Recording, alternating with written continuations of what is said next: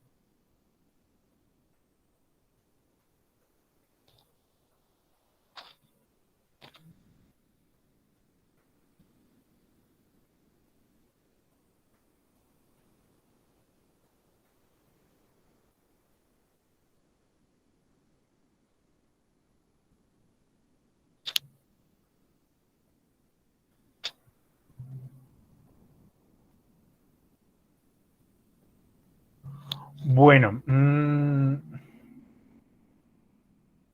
Oscar Jair.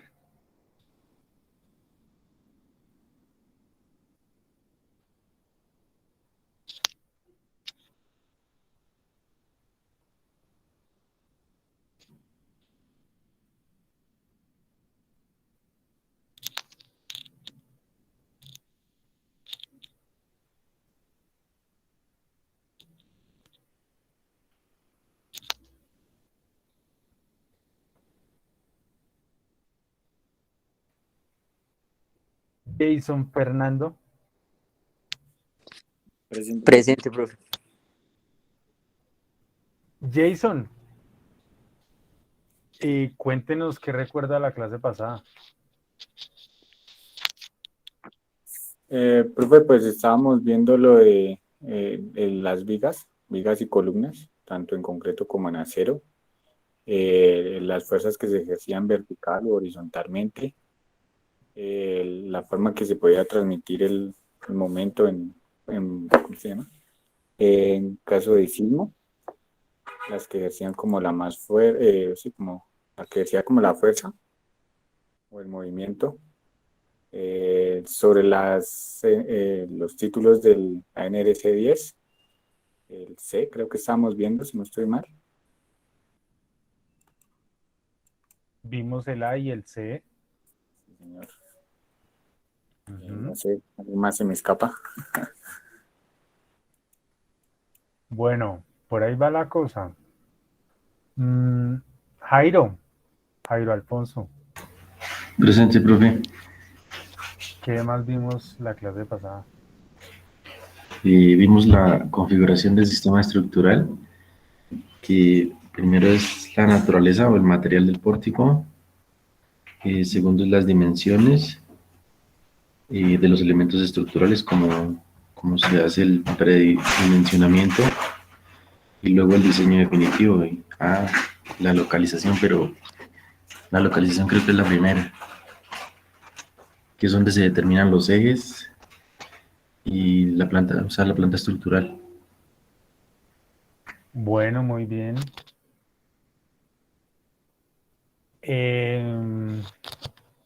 ¿Está Astrid? Astrid.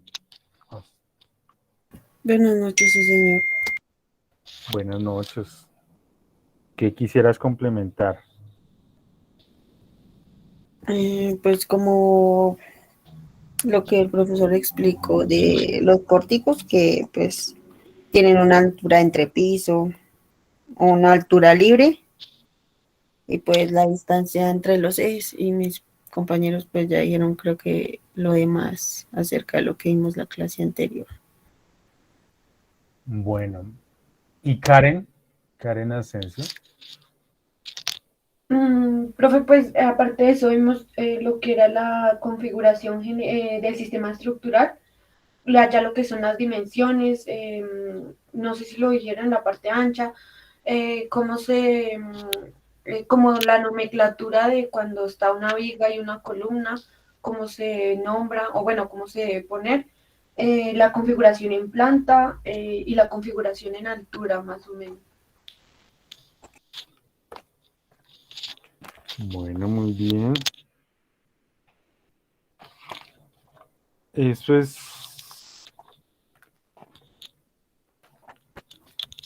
importante.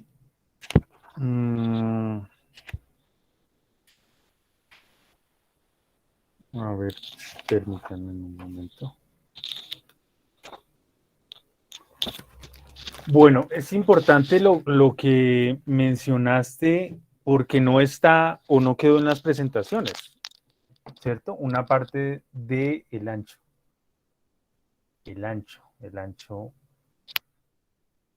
No sé si fue que cuando lo mencionamos aquí, este sirve para el alto, la altura de los elementos, pero en predimensionamiento, ¿no? Predimensionamiento de los elementos.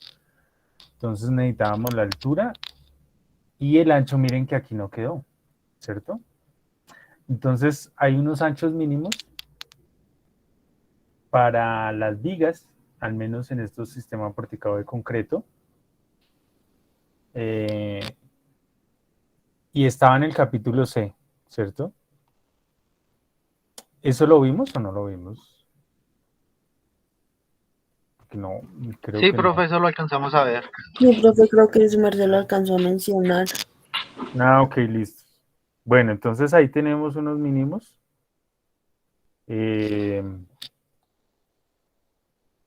Pero pues no los puse acá, ¿no? No tomé ni siquiera un pantallazo de esos requisitos mínimos, ¿listo? Que el mínimo que se requería era de 250 milímetros, 25 centímetros. En zona amenaza sísmica intermedia, o sea, para pórticos DMO.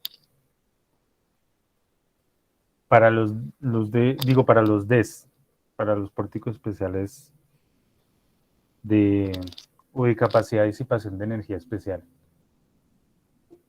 Bueno, yo creo que si no lo mencioné la vez pasada, porque nosotros tenemos si quieren, por favor, vayan abriendo el título A. Y vamos a ir a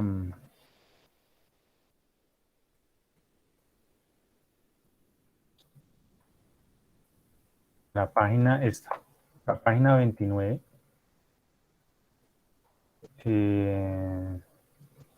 La zona amenaza sísmica viene de un estudio precisamente de amenaza sísmica para el 2009, que hicieron en conjunto la Asociación de Ingeniería Sísmica, la Universidad de los Andes y el Servicio Geológico Colombiano.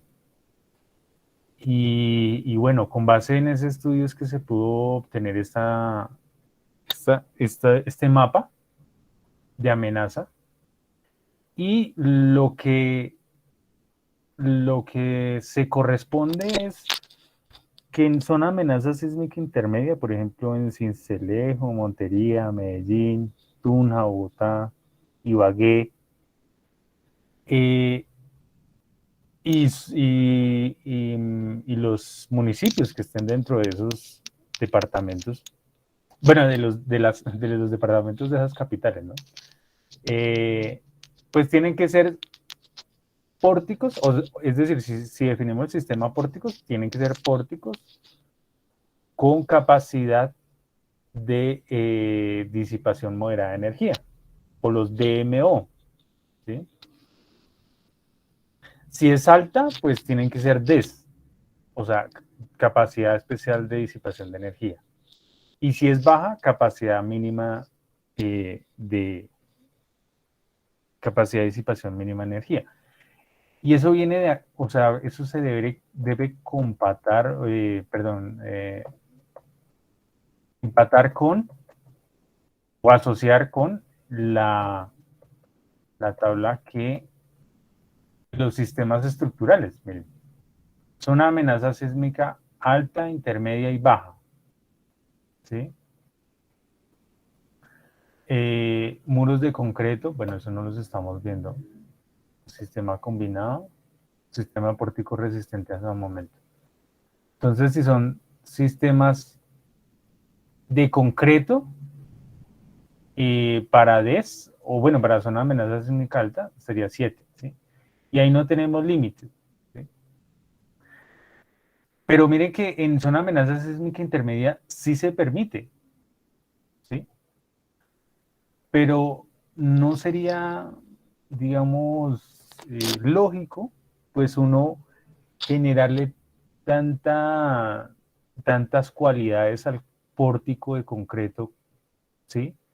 Es decir, para que sea especial en cuanto a disipación de energía, sí lo vamos a tener en una zona de amenaza sísmica intermedia, ¿cierto? Entonces, lo que uno debería asociar es que si esa zona de amenaza sísmica intermedia, vamos aquí al 2, que sería pórtico resistente al momento con capacidad moderada de disipación de energía. ¿Listos? Pero bueno, ahí ya el pórtico tiene un R de 5. ¿Listos? No es 7. Y por ejemplo, si es de acero, pues tiene 7 y aquí tiene 5. Bueno, son iguales, ¿no? Son iguales. Bueno, eso era lo que quería aclarar porque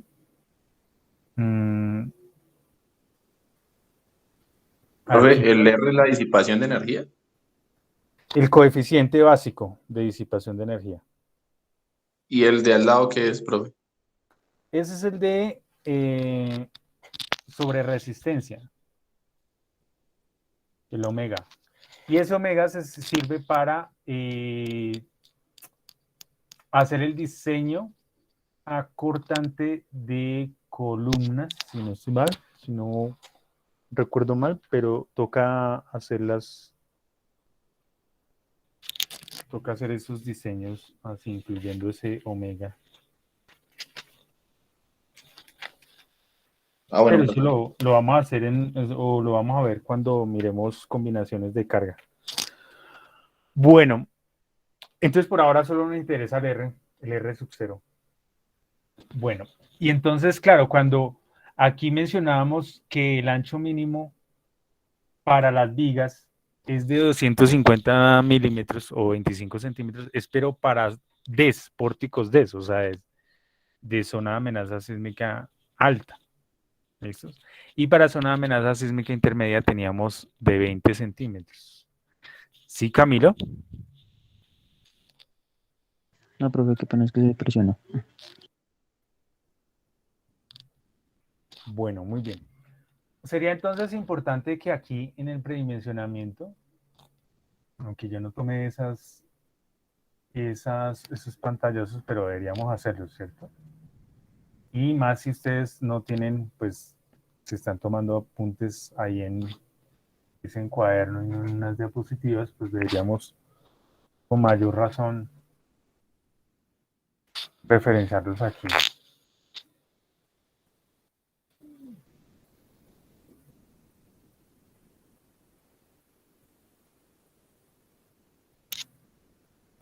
Este es, no, necesito es el DMO C2134.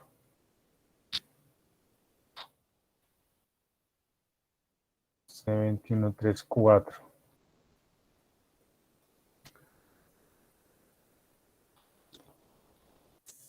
Y esto debió quedar como en esa diapositiva.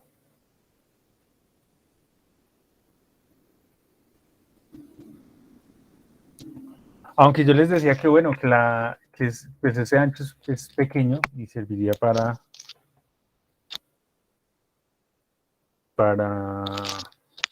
pues casitas quizás de baja altura, ¿no? Nos serviría ese ancho mínimo, ¿no? Ya las otras van a necesitar más carga.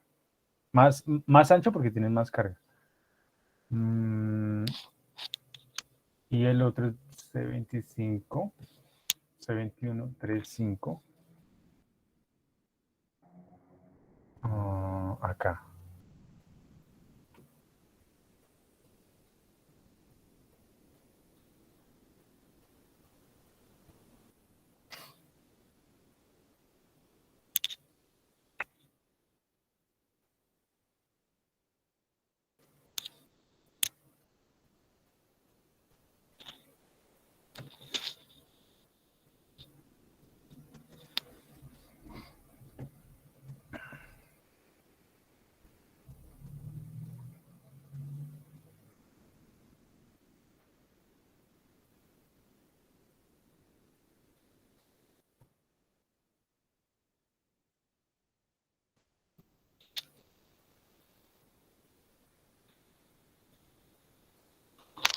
Bueno, listo. Entonces así, digamos que tenemos al menos predimensionamiento de el alto y el ancho de los elementos de las vigas.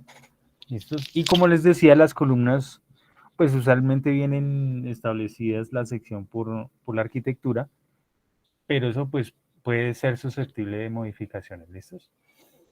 Ahora sí, configuración del sistema estructural.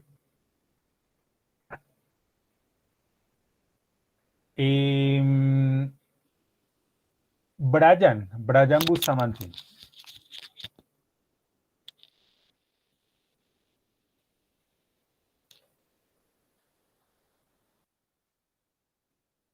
Brian se encuentra.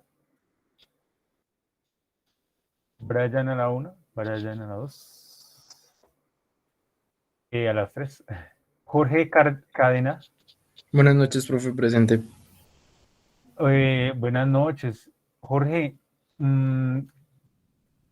estos son los requisitos o condiciones por las cuales se establecen irregularidad en planta para la edificación. ¿Listos? Entonces, en cuanto a la primera irregularidad, ¿qué entiende de ese monacho y de esas desigualdades que usted ve ahí en tipo 1AP y tipo 1BP?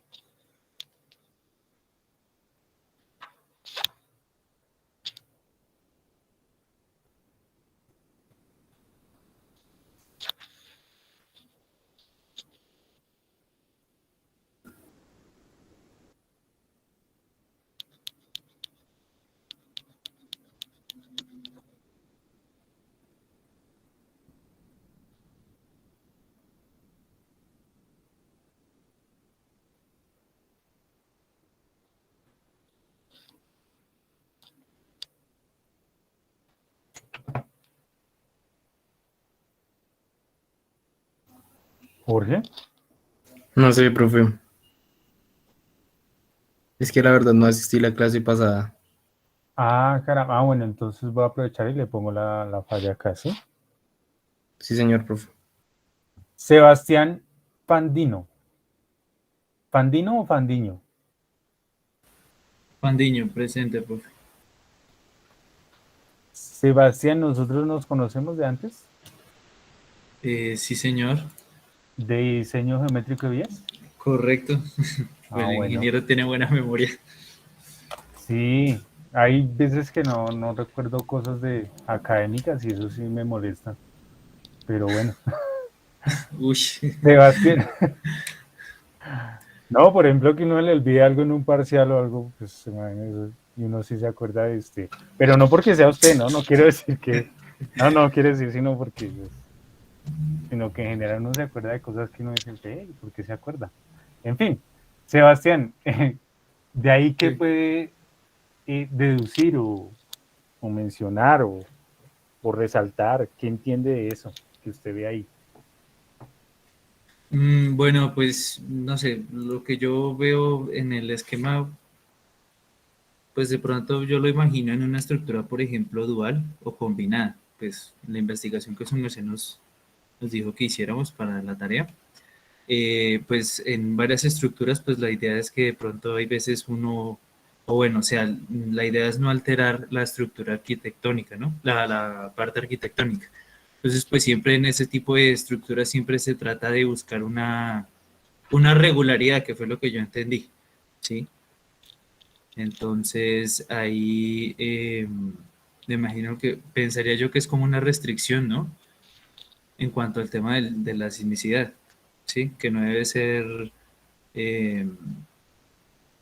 menor o igual a delta 1. Pensaría yo que es eso, no sé si estoy bien. Bueno, más o Ok. menos, más o menos. Tiene que ver con el sismo, efectivamente. Daisy Garzón.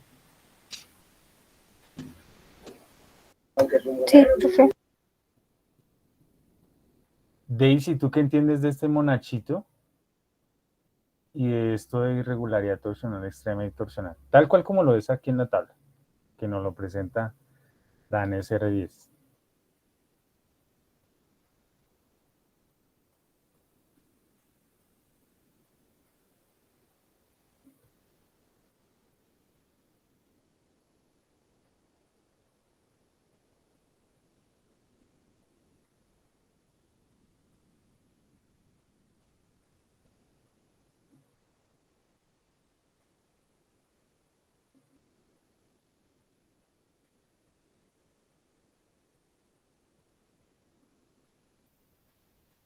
No, no hay día. ¿Aló?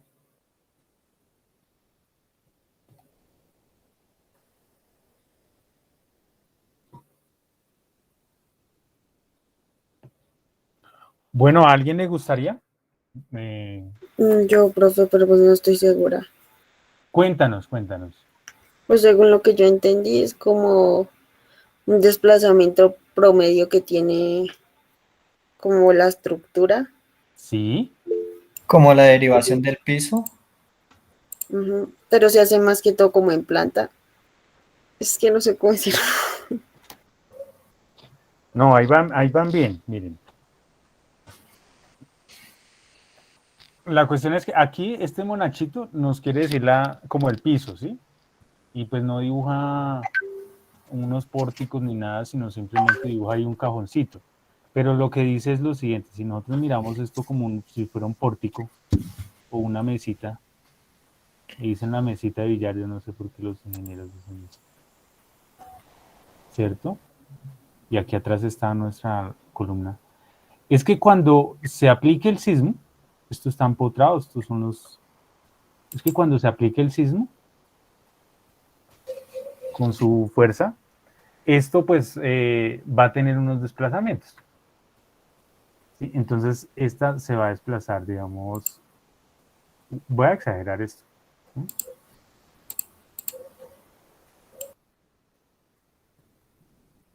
Entonces, este extremo que inicialmente estaba aquí y este extremo que estaba inicialmente aquí, terminó acá, ¿cierto?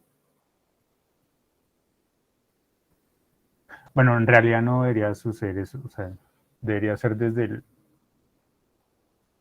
desde acá. La columna se desplaza, pero como es un apoyo empotrado, pues no se puede desplazar, trasladar en las bases. ¿Sí? Entonces, miren, este punto que estaba aquí, ¡pum!, se trasladó aquí. Eso se le llama delta 1. Y este punto que estaba aquí se trasladó hasta acá. Y eso se llama delta 2. Entonces, ¿qué es lo que está haciendo estas condiciones? Corroborar algo, una condición geométrica que ocurre en planta, obviamente. Y es que esto no tenga desplazamientos excesivos relativos entre ellos. ¿Sí? Entonces, esto que tenemos aquí lo podemos escribir de otra forma. Podemos escribir 1.2 delta 1 más delta 2 es menor que delta 1, menor o igual que 1.4 delta 1 más delta 2 sobre 2. Y este es el promedio de desplazamiento de estos dos elementos, ¿sí? Pero eso toca hacerlo con todos los puntos, ¿sí? Solamente que aquí se está ilustrando con dos extremos de la Y esto puede ser en términos de desplazamiento, puede ser en términos de deriva, no importa, da lo mismo. En deriva, pues está dividido entre la altura del piso, entre esta altura, pero pues si todos están divididos entre la altura, pues eso es un factor común y se cancela. Entonces no hay problema. Entonces, ¿qué pasa, por ejemplo, si, no sé, vamos a dar unos valores aquí muy pues, locos con respecto a esto. Vamos que esto es, pongámoslo una vez en milímetros, para que no... Pero se puede hacer en metros o bueno, lo que sea. Supongamos que esto se desplazó 15 milímetros. ¿Listos? Y delta 2 se desplazó, pongámosle 21 milímetros. ¿Listos? Entonces, hagamos esta operación, ¿sí? Hagamos esta corroboración. 1.2, factor de delta 1, que sería 15, más delta 2, que es 21, dividido 2. Menor que delta 1 y delta 1 es 15. Menor o igual que 1.4, delta 1, que es 15, más 21 sobre 2.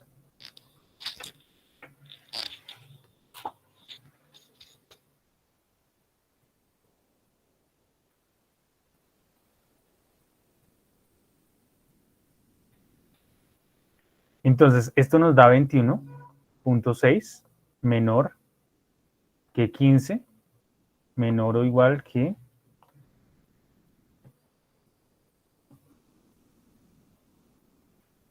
25.2. Entonces, observen que este lado de la igualdad no se cumple, ¿sí? ¿Cierto? Porque 21.6 no es menor que 15 y 15 milímetros, ¿no? Entonces, eso quiere decir que en principio irregularidad torsional no la cumple, ¿sí? O sea, no tiene irregularidad torsional. Pero no basta con verificar eso, también tenemos que verificar irregularidad torsional extrema. ¿Listos? Entonces vamos a eso.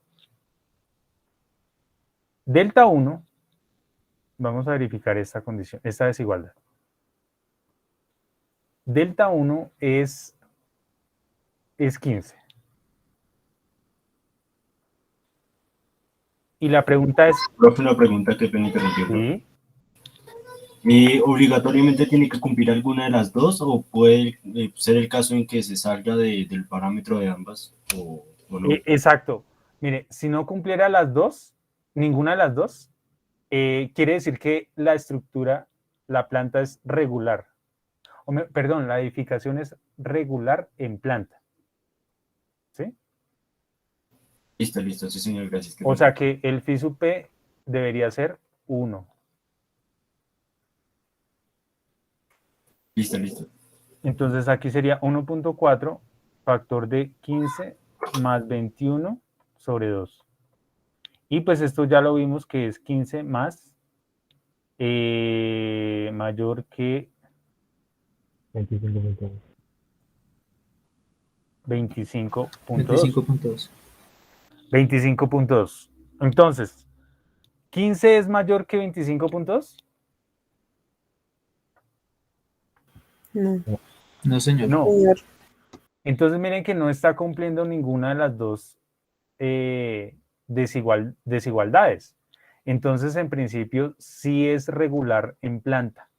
¿Listos?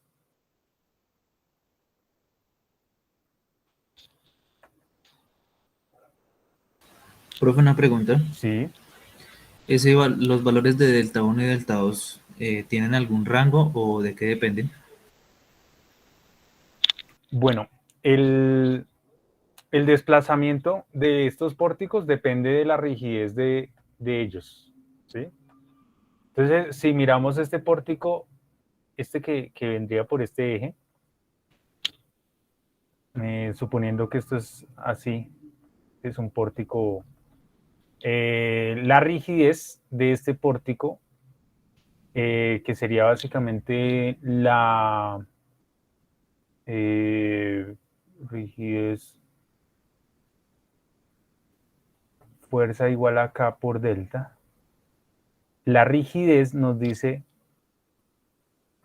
la fuerza para el desplazamiento unitario, o sea, qué fuerza requiero para un desplazamiento unitario. Entonces, usualmente esta rigidez, es decir, que si yo le aplico aquí esta fuerza, ella se desplaza este delta. Y en estos pórticos, por ejemplo, la rigidez es E por I 3, 6 EI sobre L al cubo. ¿Sí?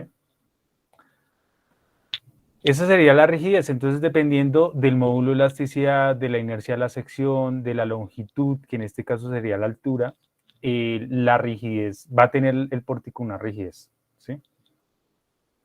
Entonces, si por alguna razón, y ustedes pues se van a dar cuenta que este pórtico que tenemos aquí puede ser diferente a este en cuanto a las secciones de las columnas. ¿Por qué? Porque en esta columna, en esta sección, en este pórtico, por ejemplo, podemos tener una columna cuadrada, ¿sí? Una columna de sección cuadrada, mientras que aquí la podemos tener rectangular o incluso cilíndrica, ¿cierto? Y eso ya configura una diferencia entre la rigidez de este pórtico y el de acá. Y por tanto, los desplazamientos para la misma fuerza van a ser diferentes. Entonces, miren lo interesante de evaluar estas desigualdades, y es que si tratamos de volver a esta imagen, o inclusive esta, no teniendo en cuenta esos valores, miren que cuando este delta es muy grande y este delta es muy pequeño, es decir, la diferencia relativa entre los dos desplazamientos es muy grande, la estructura lo que está tendiendo a hacer es esto: torsionar, ¿cierto? O rotar sobre un eje vertical. ¿Sí? ¿Eso se entiende? Sí, ¿Se lo señor. imaginan? Sí, señor. Profe, ¿tú me puedes volver a explicar, no sé cómo, o sea, ¿por qué no se cumple la igualdad? O sea, bueno, o cuando no se cumple la igualdad, ¿cómo se llama? Ah, ya sé. Cuando no cumple ninguna de estas dos desigualdades, pues tenemos que la edificación es regular en planta. ¿Sí? O, mejor dicho, no tiene irregularidad torsional. ¿Sí? Aquí sería 2 puntos, no tiene irregularidad torsional.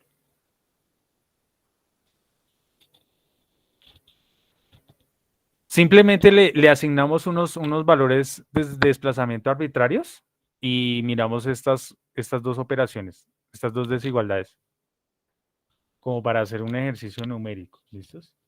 Pero si no las cumplen, pues lo que decimos es no tiene irregularidad torsional. Y eso es está asociado a la regularidad en planta. Señor. O sea que ahí no cumples por lo que, digamos que está en 25 y 21, ¿sí? Debería ser menor a 15 o igual a 15, ¿sí? Para que cumpliera. Pero ojo que lo que estamos buscando, o sea, lo que estamos haciendo aquí es verificando más que buscar que cumplan. Estos desplazamientos que me inventé acá, porque la verdad no los había pensado, nos están diciendo que está bien la planta estructural. ¿Listos? O sea, debería ser así. Deberíamos tener desplazamientos tales que no cumplan con estas desigualdades. Porque donde cumplan con estas desigualdades, nos va a tocar aplicarle este phi, que ya veremos en dónde es que se aplica. ¿Listos? Profe, una pregunta. Sí. Me perdí un segundito. Es decir que, digamos, bueno, para que no se cumpla esto, también se debería al diseño de las columnas, así como su merced decía ahorita, puede que una sea cuadrada, la otra cilíndrica o la otra rectangular. Sí, o sea, influye. o mejor dicho, esa es la razón por la cual podemos tener desplazamientos diferentes en los extremos de las edificaciones, porque en una podemos tener columnas circulares o cuadradas y en el otro rectangulares, ¿sí? Entonces eso definitivamente cambia la inercia de la sección y por tanto la rigidez, ¿sí? Esa es la razón. ¿Listo? Profe, pero bueno, no sé, pregunto, digamos que tenemos una columna cuadrada de 25 por 25 y en el otro extremo tenemos una columna cilíndrica que cumple con el mismo volumen que cuenta la columna cuadrada. ¿Aún así presentaría este tipo de efecto? Sí, sí, o sea, porque es que es la inercia, ¿sí? Son geometrías. La Ah, rigidez está en términos de la geometría de la y geometría. del material, pero pues obviamente si estamos hablando de concreto, pues no estamos cambiando el valor de E, el módulo de elasticidad. Entonces tienen que cambiar, si cambia la inercia o la longitud entre ellas, pues definitivamente la rigidez va a cambiar. Vale, profe. Bueno, entonces lo importante aquí de ver o de entender esto de la irregularidad torsional es lo que les acabo de decir. Evaluar a través de estas condiciones, de estas desigualdades, que los desplazamientos no sean muy diferentes entre ellos. Porque, como les decía aquí, si delta 1 es muy grande en comparación con delta 2, lo que vemos es que la estructura tiende a hacer una rotación sobre el eje Z o el eje perpendicular a este plano de la planta. Y el problema de eso no es que pues lo haga, pues lo puede hacer, eso no hay problema.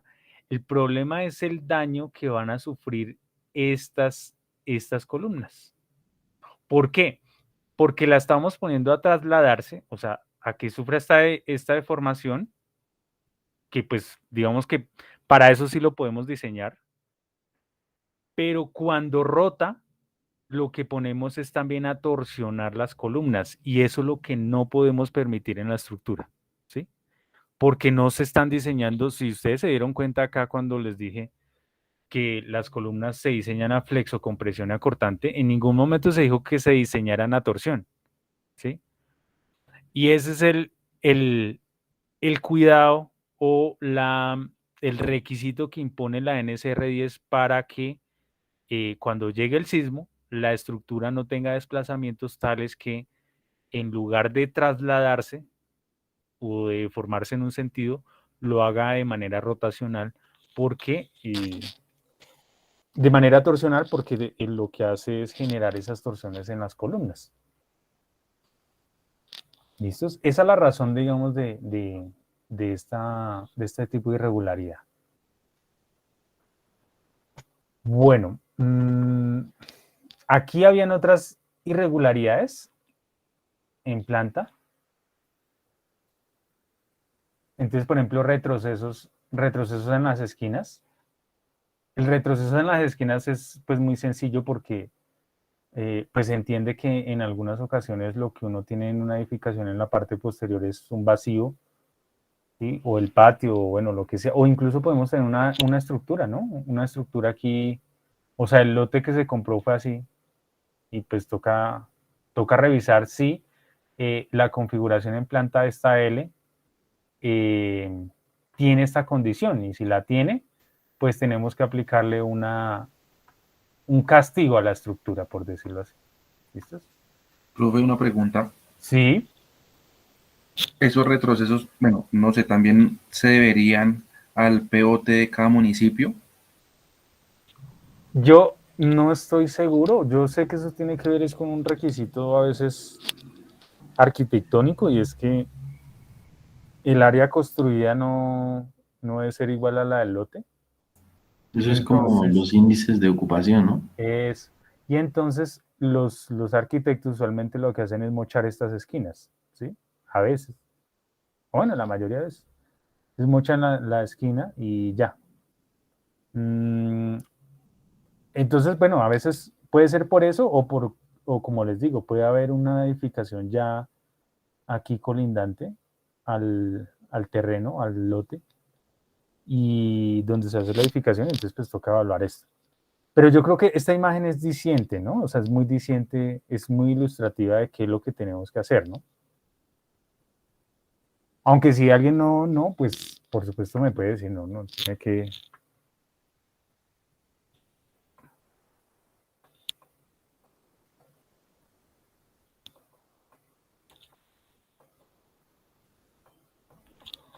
Bueno. Aquí también habían otras configuraciones en planta en las cuales pues se construye perimetralmente y se deja un vacío dentro de la edificación y pues digamos que en la medida en que se cumpla estas relaciones de área, porque si ustedes se dan cuenta esto es un área, C por D es un área y A por B es un área, pues se podría entonces llegar a una irregularidad en diafragma, ¿sí? Estas irregularidades, pues como les decía, lo que quieren evaluar es que si tenemos diferentes formas en planta y cumplen este tipo de condiciones, pues pues se debe considerar una disminución en la capacidad del sistema estructural para la resistencia sísmica, ¿sí? Y bueno, no sé si tengan preguntas aquí con respecto a esta tabla. ¿Sí? Jorge. Profe, con respecto al siguiente, al 4P. Sí. Ese desplazamiento es el más común en un diseño de una casa, porque genera un voladizo. Normalmente los arquitectos diseñan un voladizo de 60 centímetros sobre fachada. ¿Qué valor o esos 60 centímetros son, digamos, como el límite para no castigar tanto la estructura, o la estructura, así sean 50, 60 centímetros, se tiene que castigar con ese 0.8? Pues lo que su merced indica el voladizo, sí, usualmente se deja, pero no es que la carga, digamos, de esta cubierta esté bajando por los muros fachada y después pasen a las columnas, ¿no? O sea, si hay voladizos, aquí debería, o mejor dicho, como lo plantean los arquitectos y las casitas y la mayoría de edificaciones, aquí debería continuar la columna, ¿sí? Sí, sí, señor. ¿Cierto? Ahí debería continuar la columna y lo mismo aquí atrás. Y se forma el pórtico aquí arriba. Y esto sería un voladizo, y aquí en la parte de abajo también es un voladizo. Pero esto sería como el muro fachada y ya. Pero el muro fachada no es un elemento estructural. Aquí el dibujo no es que sea muy bueno para ilustrar esto, pero lo que está diciendo es que, bueno, digamos que en el segundo piso tenemos un muro estructural, no de fachada, ¿sí? No es un muro no estructural, es un muro estructural y él es el que está encargado de transmitir las cargas verticales, ¿sí? Pero ¿qué pasa? Tiene un desplazamiento con respecto a las columnas, ¿sí? Que es la que deberían transmitir al segundo o a la cimentación esas cargas verticales. Entonces, a eso hace referencia este tipo de irregularidad, ¿sí? Ah, ya. O sea, en este diseño están desplazando la estructura también a fachada, hablemoslo así. Exacto, el muro, el elemento estructural que también lleva las cargas lo están desplazando allá al muro de la fachada, por decirlo así. O sea, en la estructura normal que el arquitecto y ingeniero presentan normalmente, que las columnas continúan de largo, no se castigaría. No se hace. No se hace. Ok, profe, gracias. Bueno, sistemas no paralelos, eso es en el caso en el que pues evidentemente tenemos una configuración triangular en planta, ¿sí? Y pues bueno, eso también toca considerarlo, ¿no? Bien, en altura tenemos estos, ¿sí? Tenemos piso flexible. Más allá de que revisemos estas desigualdades, porque como les decía, pues tendríamos que mirar, hacer cálculos de la rigidez y pues eso no es tan folclórico como los desplazamientos que ahorita asumí, ¿sí? Pero más allá de esto es que miremos la imagen, que es muy ilustrativa y muestra que si en dado caso nosotros tenemos un cambio en altura, no más con eso, ya podríamos tener un cambio en la rigidez de ese piso con respecto a los otros, ¿sí? Y es un piso flexible.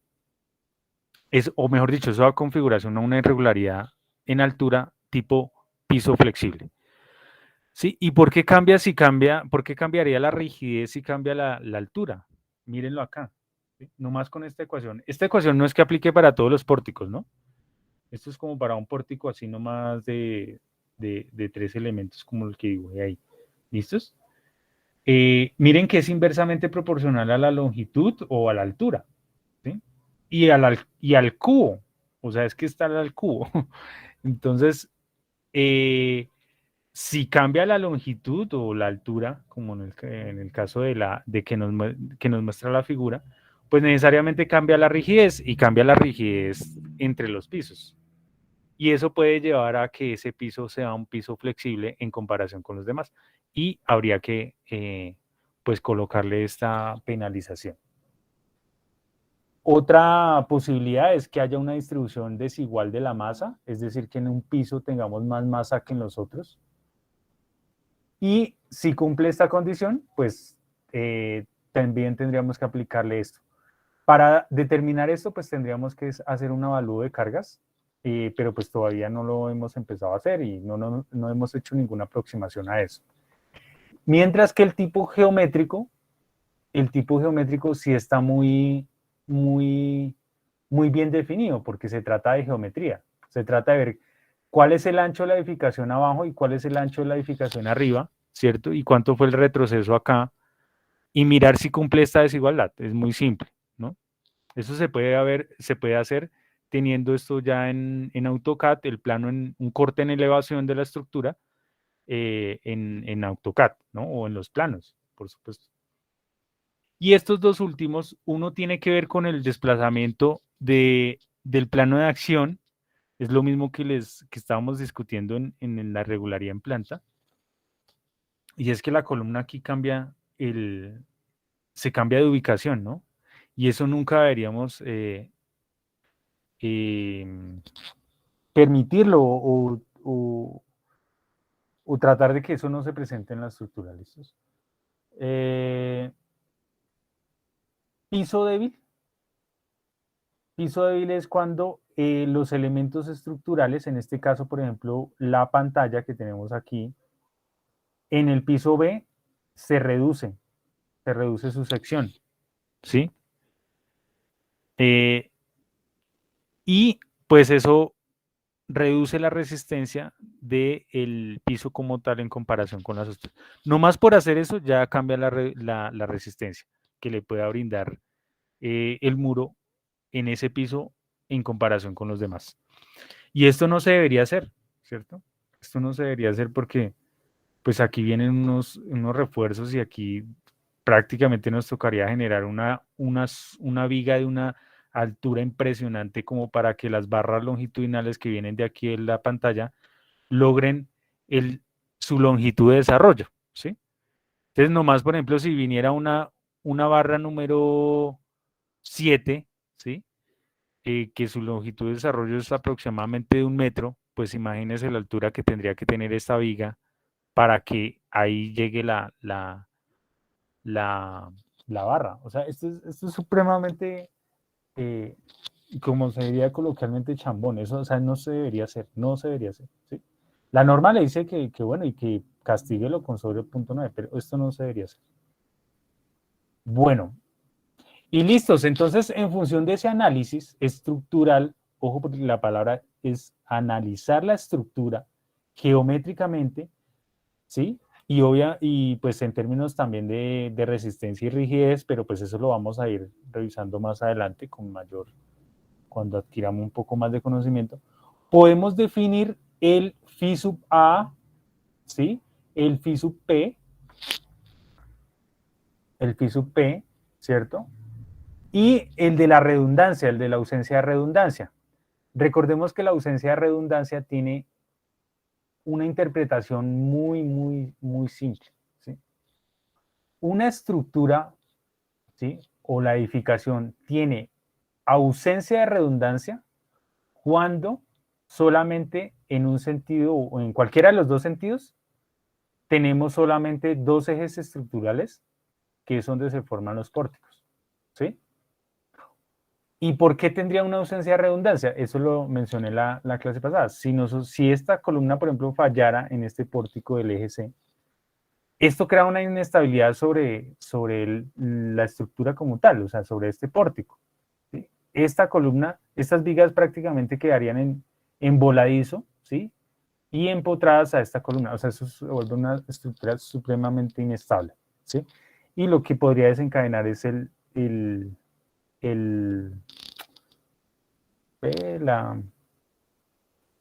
¿Colapso? El colapso, sí, señor. Entonces, esa es la interpretación que debemos hacer cuando leíamos este parrafito, ¿sí? Que resulta como muy diferente a lo que uno les está diciendo. Pero bueno, la idea es que ustedes tengan esos apuntes ahí. Bueno, listo. Ahora, lo otro es lo siguiente. Miren.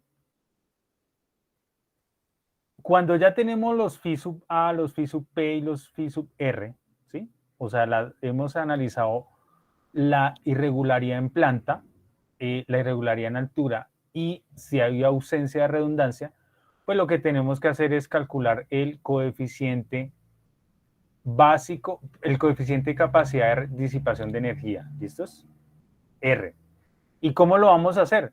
Multiplicando cada uno de estos phi por el R sub 0, el básico, ¿sí?, el que teníamos acá. El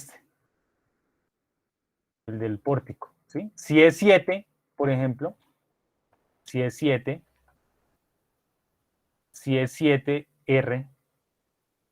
y por alguna razón phi sub A me dio 0.9, phi sub P me da 0.9 y R me da 0.75, miren que el coeficiente R sería 0.9 por 0.9 por 0.75 por 7.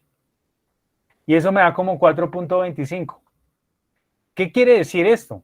En últimas, que ese coeficiente o esa capacidad de disipación de energía que tenía inicialmente en un pórtico o en un sistema aporticado regular, o sea, con 7, cuando yo considero esas irregularidades en planta, en altura, demás, me lo termina reduciendo a 4.25, ¿sí? Es decir, y cuando uno mira eso, pues, ¿qué tendría mayor capacidad de disipación de energía, el 7 o el 4.25? Pues, obvio que el 7. Entonces, mire dónde repercute el hecho de tener irregularidades en la estructura. ¿Listos? Bueno, si me permiten, yo tenía preparado un quiz, pero entonces me voy a cancelar una cosita. A ver si me lo deja mientras que terminamos aquí.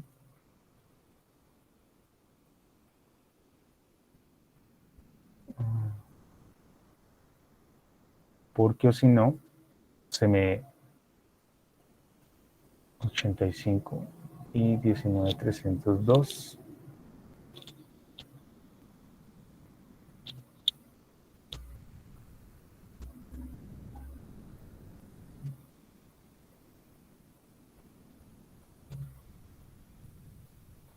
Bueno, entonces, otra vez vuelvo acá y termino con esto. Entonces, bueno, pues creo que ahí lo había mencionado, ¿no? Tenemos estos coeficientes para los pórticos al menos, en acero y en concreto también, ¿sí? Pero esos R que nos presentan ahí esta tabla, ¿sí? Tienen que ser modificados en función de esas irregularidades que nosotros podamos identificar de la estructura una vez la hayamos analizado en términos de geometría, en planta, en altura y en redundancia. ¿Listos? Bueno, ¿preguntas?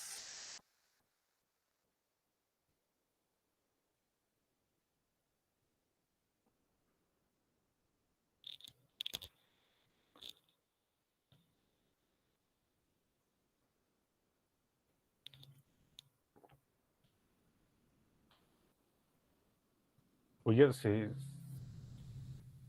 ¿alcanzaron a abrir el quiz? No me digan eso. A ver.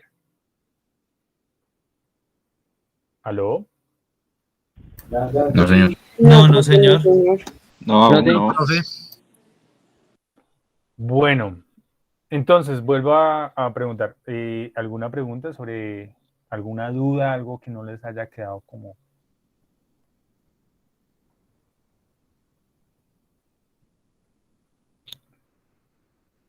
No, señor.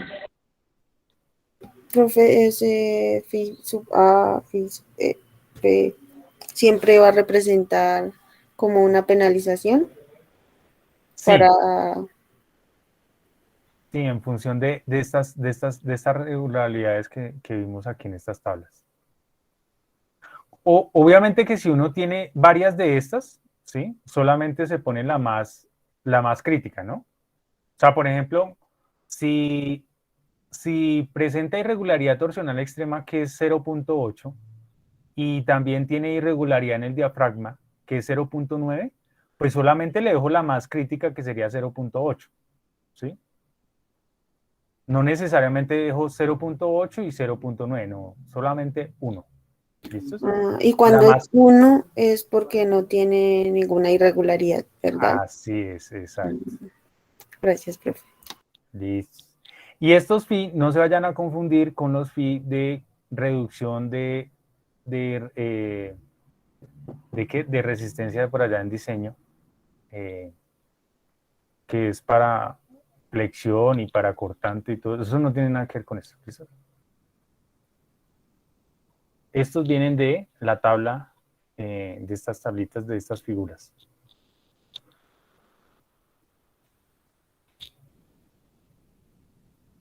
Bueno, listo. Entonces, vamos a presentar entonces un quiz de 5 preguntas con base en todo esto. Voy a subir primero esta presentación, aunque creo que es la misma de la vez pasada, no dije mayor cosa. Y, ¿cómo están en la clase siguiente? ¿Tienen clase a las 7:30?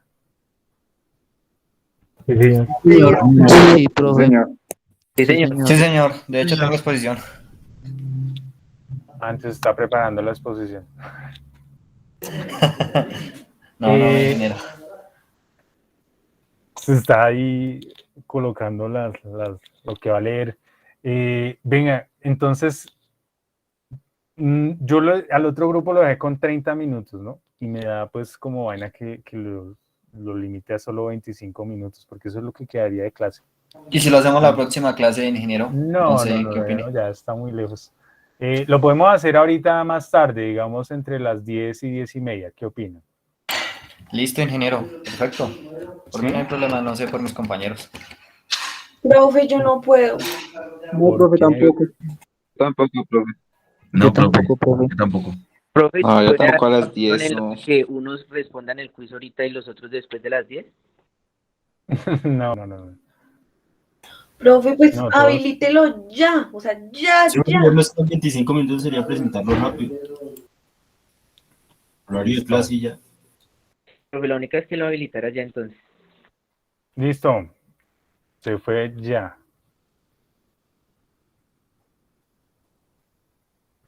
Es más, los que tengan ahí 5 minutos más de la otra clase que puedan tomar, lo dejo de media hora, ¿listos? Y el otro NSR es 6522. Ay, pero no lo habilité.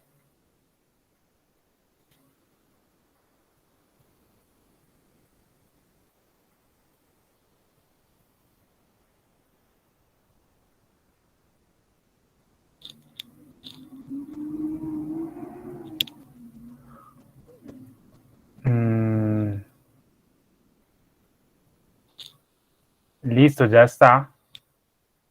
¿Me confirman, porfa? No, aún no me aparece, profe. Sí, profe, ya está. A mí no me aparece. Sí, profe, ya está. Sí. Sí, Jason, ¿qué pasó? No, perdón, profesor.